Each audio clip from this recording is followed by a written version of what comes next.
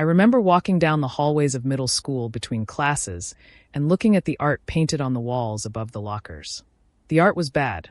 Not bad by intention, but bad because it was made by other middle school students, some my peers, some who came before me. I knew it was bad and always looked at it thinking, why is it there if it is so bad? Fast forward many years later.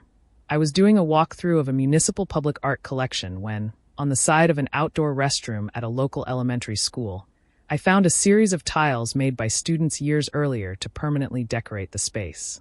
That visit brought back something I'd once heard about children's art in public places. That adults allow the art they think kids want.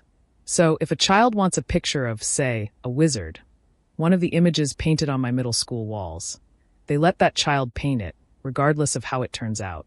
It isn't that the kid doesn't know what they want. They just lack the skills to do it well.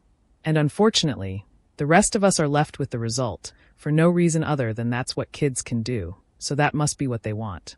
To put it another way, if you put a bunch of elementary school students behind the wheel of a car and they drove poorly, running into things, damaging property and people, we wouldn't just accept it.